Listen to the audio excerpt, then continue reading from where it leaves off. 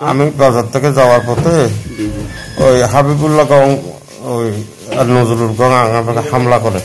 ওরা দীর্ঘদিন ধরে আমার বসতবিড়ায় থেকে শুরু করে সবকিছু করতেছে। এখন আমাকে সশরীরে আঘাত করলো। এটা অভিযোগ উজি সাহেব অবগত আছেন। আচ্ছা, আপনি তো কক্সবাজার আদালতের একজন এপিপি।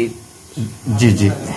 আচ্ছা, আপনার উপর হামলা করছে যে এরা কি পূর্ব পরিকল্পিত ভাবে হামলা করছে, অস্ত্র সজ্জিত হয়ে, নাকি কোন অতর্কিত ভাবে হামলা করছে? পূর্ব পরিকল্পিত ভাবে হামলা করছে, আমাকে দীর্ঘদিন ধরে হুমকি দিয়েছে।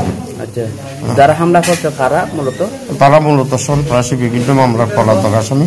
আচ্ছা, এরা আমাদের থেকে ছাড়া দাবি করে আসতেছিল।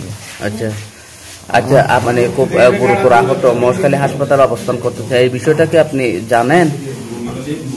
আমি একটু কেয়ার করতে পারতেছেন না। আচ্ছা, মনে করেন আপনার উপর যে পরিকল্পিত ভাবে হোক বা এই যে পূর্ব শত্রুতার জের ধরে হামলা করা হোক, এই বিষয়টাকে আপনি আইনগতভাবে কোনো ব্যবস্থা নেবেন যারা সন্ত্রাসী আছে তাদের বিরুদ্ধে? অবশ্যই, আমি যেহেতু সরকারের একজন আইন কর্মকর্তা, তার প্রশাসনকে অবগত করছি, যেটা সিদ্ধান্ত অবশ্যই নেব।